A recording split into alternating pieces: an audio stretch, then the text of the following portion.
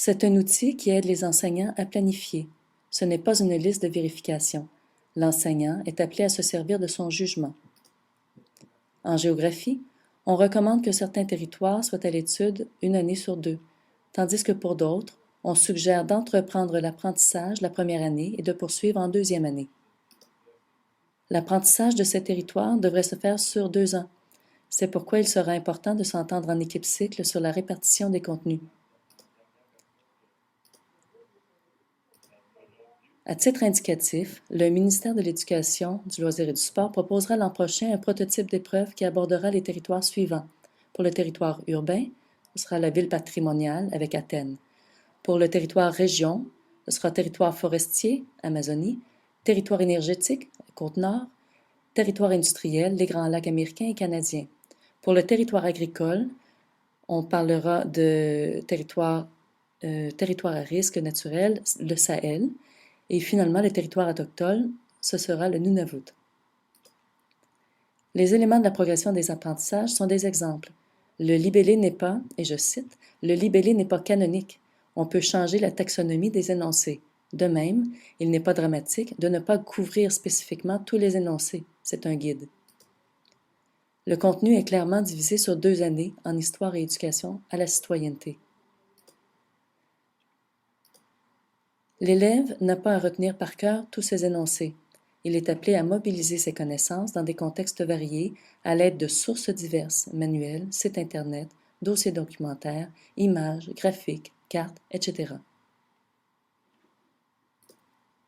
L'aspect économique et social, les aspects économiques et sociaux sont mis en évidence par cet angle d'étude. On reconnaît la compétence 1. Cette fois-ci, c'est davantage la 2. La 3. On peut faire apprendre ces connaissances à l'aide d'un exposé magistral, du cahier de l'élève, à travers la lecture d'un manuel, en appliquant des stratégies de lecture, par un travail de recherche, à partir d'une situation problème, par une discussion, un débat, etc. Le tableau présente les 10 opérations intellectuelles. Les 3 premières, examiner les réalités sociales du présent et du passé, situées dans le temps et dans l'espace. Finalement, situer un territoire.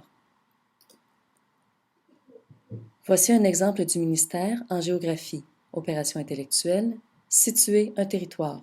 On fait référence à une carte. Voici un exemple pour le cours d'histoire, premier cycle, situé dans le temps et dans l'espace.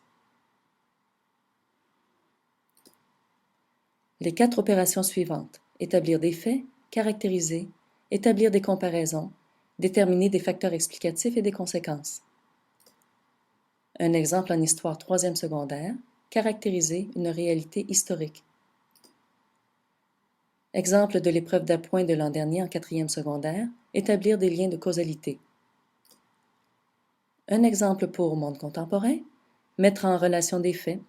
On remarque que toutes les questions font référence à des documents. Il y a des contenus qui se prêtent plus volontiers à la mobilisation des connaissances.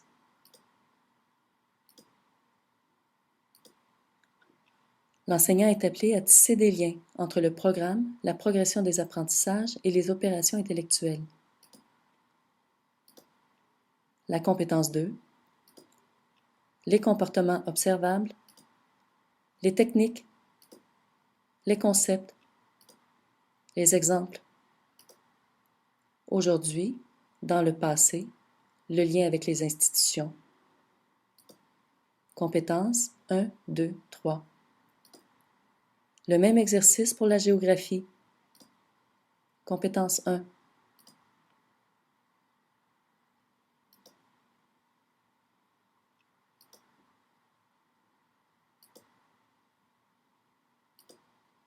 On peut faire des liens entre le critère maîtrise des connaissances et les critères liés aux compétences en géographie.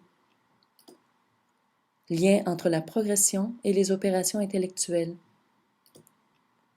Situer dans le temps, caractériser un territoire. Entre la progression et la représentation ou l'explication d'une organisation territoriale. Entre la progression et le critère lié à un enjeu territorial.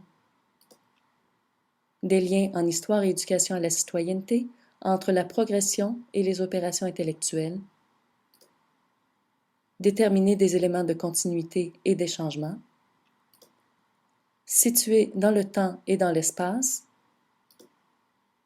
déterminer des facteurs explicatifs et des changements, encore, caractériser, comparer, lien de causalité.